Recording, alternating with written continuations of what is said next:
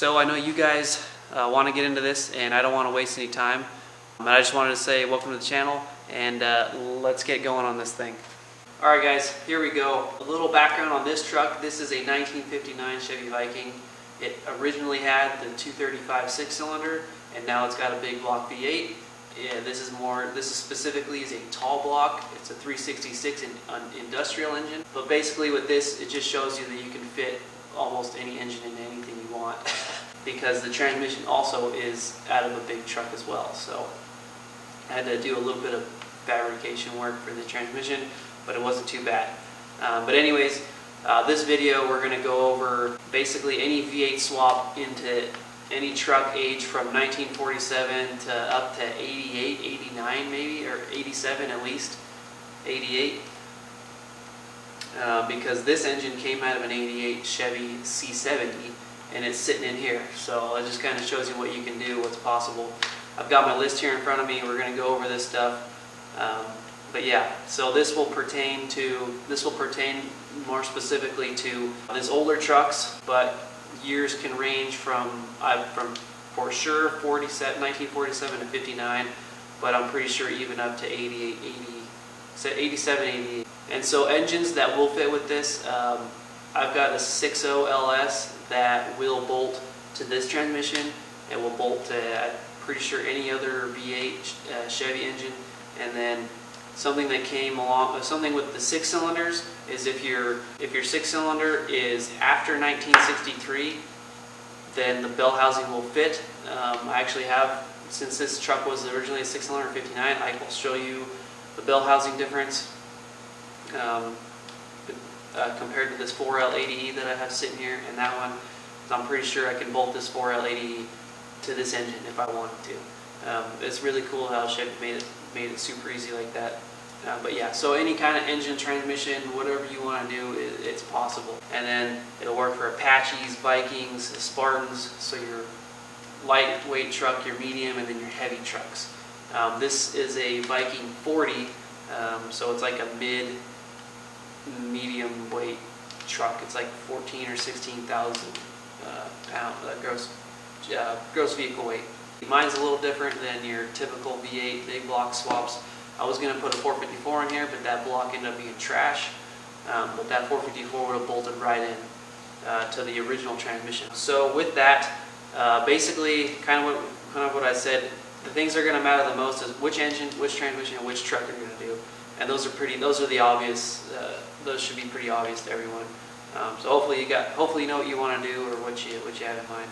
So for right now, I'm going to go over the cost sheet, and then I'm sure I'll post this more into the description as people inform me on other prices that they found or things that they found that work, or if I'm incorrect on something, please let me know, and we can get that kind of adjusted. But anyways, so ultimately it's going to depend on what you want to do. If you want to make your own mounts, your own brackets, whatever, that'll make the prices a little different.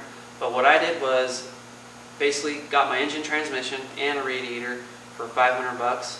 It was kind of an unknown on the engine, so I kind of got a deal, which is cool. But it was unknown; it could have been blown up. We weren't sure. It wasn't running when I bought it. So gasket kit cost me like $300 bucks. I didn't change pistons, rings, anything. I left it all as it was. What I did do though was I bought some connecting rod bearings, and then I also bought a cam, lifters, and the push rods because when I pulled it apart, all the push rods were bent. So decided let's do cam lifters while we're at it, better to be safe than sorry. And so the cam lifters, push rods, that cost me like $350 bucks. If you're gonna buy the bell housing, which I didn't have to because I got the engine and transmission together, if you're gonna buy the bell housing because your 6-cylinder was pre-1963, but after it you don't have to because that bell housing will bolt to anything and everything, which is really awesome. Even these modern day LSs, unless they've changed things recently, but I doubt it. So that bell housing, it cost me $150 bucks. I got mine from Tucker's. Classic trucks. If you're going to do an LS, there's a kit I saw on eBay just now. It has everything from your cross member to the bolts for the cross member to the rear, for the front cross member and the rear cross member. And then it came with headers, which was cool, the gasket for that, the motor mounts. I don't know if there's a tranny mount on there or not, but I'm sure you'll find something. But it was like everything for 480 bucks. But if you don't do the LS, or you're not going to do the transmission swap as well, you can buy just a general cross member for like 60 bucks, and it'll work on all this stuff, and it'll work for all Chevy V8s, which is super cool. Radiator, you're going to have to figure that out. I got mine with the engine and transmission, so a couple $100 probably for a radiator. And if you want to do a fan, electric fan, whatever, I'm going to use the original fan because I still have it. Or I might do one of those clutch fans, which are pretty nice. I don't know, we'll see. But anyways, miscellaneous hose, etc. Hose and wiring and a battery and all that shit, etc. I just put like $100 down for the wiring and the hose. I don't know how much a battery's going to cost me, probably 70, 80 bucks. And then I also bought oil and temperature gauges. They were each 22 bucks in Napa. They're both mechanical, so there's that. But yeah, so that total was like, it's like 2,200 bucks total for all that. And I'm sure there's something I'm missing. Oh, the push, yeah, the connecting rod bearings cost me like 150 bucks. So we'll say 2,500 bucks because I forgot something. So yeah, basically moving on to our how-to. Starting off, I highly suggest you pull the front clip off. As you can see, mine isn't here. It's sitting right there, kind of behind the camera. It just makes your life so much easier. Okay guys, so I'll just do a quick walkthrough on how to remove the front clip. Here's one bolt. That's kind of, I think you get it from the inside here. Can't quite remember, but anyways, there's this bolt here. I don't think you need to take off these two from the inside the door jamb. I can't quite remember though. It looks like it might have, but I'm not quite sure. I took this off a while ago, so I don't really remember. There's this one for sure on top. It's just literally just right here on top of your fender, easy to get to. And then this is for your hood hinges. So I just took the whole hood hinge off because there's two here, and then there's a third one that bolts from the inside of, or from like right here. So there's 3 bolts for the hood hinges, and then there's this guy back here. You get at it from coming, basically you got your wheel wells here, and it's just right straight in from there on this side. I'm not sure about the other side, but it's identical on each side. And then there's this bolt hole here, and I'll show you on our clip here, our front clip. We'll start from, I think, the one that I first started with. That was this guy. So it looks like you can reach around the tire and just right in right there. And then here's the other guy. You get in from this side. So that's 2. This dude on top, that's 3. Your hood hinge holes right there, 4. And then this dude with the springy guy. This is the 5th one, the last one I just showed you. So yeah, that's it. That's all it is. And then from that, I pulled off my front bumper because my cherry picker couldn't fit in here without being too far out. It might work for you because this is a heavy ass engine and you might be doing a lighter engine. Yeah, and I just didn't want to have the cherry picker all the way extended out and have it just fucking break. So yeah, so 5 bolts for the front clip, and then whatever the hinges are, 4 bolts total, or maybe that might be 6 bolts even, because that might actually be bolted to the fender as well, or the clip. But anyways, then the bumper, just a bunch of bolts. That one I had to use heat in an air hammer to get off. That was kind of a pain. And then from there, basically, get your wires strung out of the way, whatever, cut anything out that you need to cut. And yeah, so when it comes to your engines, depending what you got, if you got the LS, basically you line your motor mounts up. It's real easy. I've found that there's a brake line here. It kind of gets in the way if you use the side mounts for your engine, which I'm pretty sure all Chevy V8s have. Even my 6.0 right there has a side mount. It's not the same as the older big blocks, but in the kit for the LS, it comes with the correct mounts in the plates. So nothing to worry about there. You just got to figure out where you want to mount it. But like I was saying, my brake line was in the way, so you're going to probably have to remount, move that around on both sides, which is kind of a pain, but not too bad. Just drill a hole and stick it in. And then, what else do we got? If your engine is a front mount, basically what I did was, you can either use that side mount or do what I did and use the front mount, this little U bracket. I drilled holes and cut the cross member and made it fit. If you're worried about pulling a heavy load, you're going to want to reinforce this dude after cutting it up. But if you leave it alone, then you should be fine. I'm not really worried about carrying heavy loads. I'm not going to be logging with this truck, so yeah, I got nothing to worry about. Stuff that the fitment, our distributor fits, the valve covers fit. I didn't have to massage it at all. With this engine and transmission combination, I did have to cut out doghouse for the transmission because this transmission is freaking huge. But yeah, it's pretty easy. You know, and then you're obviously gonna have to do your clutch line, your clutch cables, however you want to do that. I just used a cable and 2 pulleys, so I made a little pulley system, and it's working really well. My brakes I left alone. I'm gonna have to figure out the throttle. I have a PTO on this truck, so I had to mount the PTO. So I basically had to shorten this drive shaft. I'm using the original stuff from behind the PTO, and since this one's in a different place on the transmission, I had to adjust the bracket, and then the drive shaft, I had to cut it down a little bit, drill a hole. That was easy. This oil pan clears everything. I'm pretty sure anything you drop in here is going to clear because there's nothing in here it doesn't have the front, you know, pumpkin and whatever, so it's good. It's got manual steering. If you want to upgrade to power steering, I bet that would still be fine. Our intake, or our exhaust, looks like it's going to clear really well. What else do we got? Okay, to get more specific with our tall blocks here, and I'm pretty certain this will work for a 427 tall block or like this 366 tall block.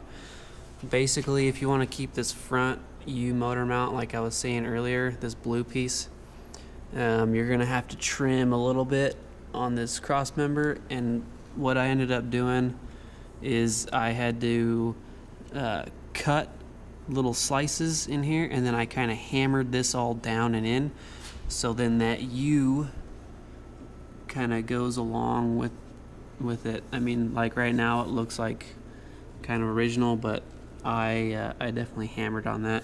Then I cut out this little piece. It's an L shape. I cut that out on both sides, welded it in, and then I put this flat plate that you can see here in there.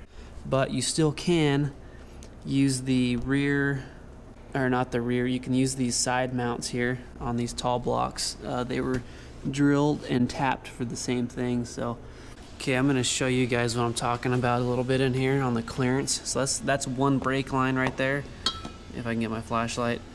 This guy right here, that's a brake line. That gets in the way of these side mounts. So the engine mount that goes on the side of the block, and that dude definitely gets in the way. If you can see, this brake line goes into that T, and that spot kicks it out to the external brake line. I found that was directly in the way for that aftermarket cross member. Yeah, so there's that. And then this is a 454 exhaust manifold, and so it looks like it fits pretty well on both sides. So it gets kind of close to that steering box, but looks fine to me. I was able to use my original brake setup, and then the clutch, I used all the linkage up until, where is it? I don't know, somewhere back in there. I basically just hooked I just made my own cable system with 2 pulleys. And then as you can see here, our distributor and our HEI fit very well. The valve covers fit. But another thing you're gonna have to figure out is throttle linkage. I'm working on that right now, so I'm gonna have to try to make something work with that. The fan will sit here for this tall block. All your small blocks and big blocks are gonna be a normal water pump, but since this is an industrial engine, it kicks this fan and stuff way up here. This is like way tall because it's got this weird dude here. So that's kind of where the water is getting circulated. So it's going to kick the fan pretty close to this inner fender. Measured it out, looks like it should fit, but we'll find out eventually. Another thing is I ran into clearance issues with my alternator here. So the alternator, if I put it on with the original mount, it's going to smash this shock tower, or that, whatever you want to call that, dude. So I ordered another one that'll kick it off, hopefully over here and away from this shock mount. So we'll see what happens there. But yeah, I mean, everything is coming into play pretty well. There really isn't too much to this. I mean, I could do it, so any of you guys watching can do it too. Like, seriously, I'm a novice, so keep that in mind. Everything on that side is easily fit. Truck starter was good, but yeah. So anyways, more specifically, if you do a small block V8, before we get too far ahead, one thing, the drive shaft angle, the transmission angle, and the pinion angle, since I have a carrier bearing, I just had to stick it at 90 degrees and send it back, and I'm good.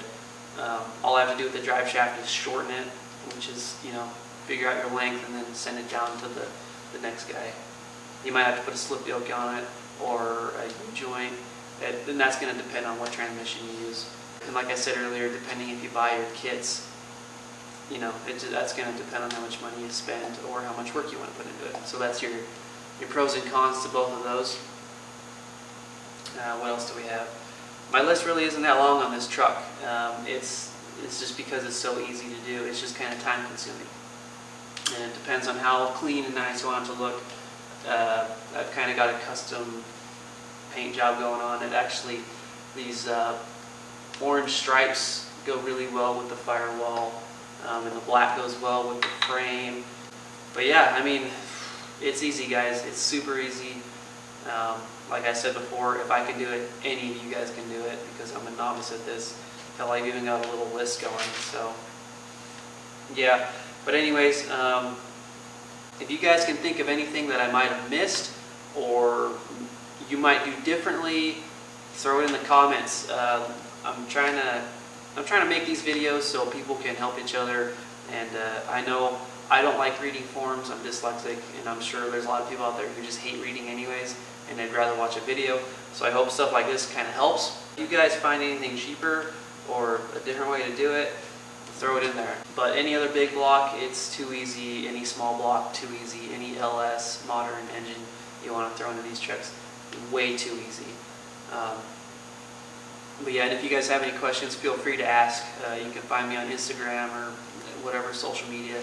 Or hell, if you guys leave comments, it actually helps get this video out to people. So if you have a question, throw it on there, and I bet somebody else has the same question and they can read it. Right on, guys. With that, guys, I hope you're able to enjoy. If you want to see more of this truck, I've actually got a little series going right now with the Tow Pig. Go find the Tow Pig playlist. But yeah, I'll attach it in here somewhere, somehow. But yeah, if you want to kind of watch me step by step how I do this, it's going to be too easy. Go check out the Tow Pig series on here. I'll throw a link. You should be able to find it pretty easily. And please let me know what you guys think. And as I've said probably 3 or 4 times now, anything you can think of that I've missed, please throw it in there, because I'm sure I missed something, and it'll just help the next guy out later on in the future. Even you older guys with more experience, for sure, please let me know. I hope we see you guys in the future, and ultimately, good luck on your build.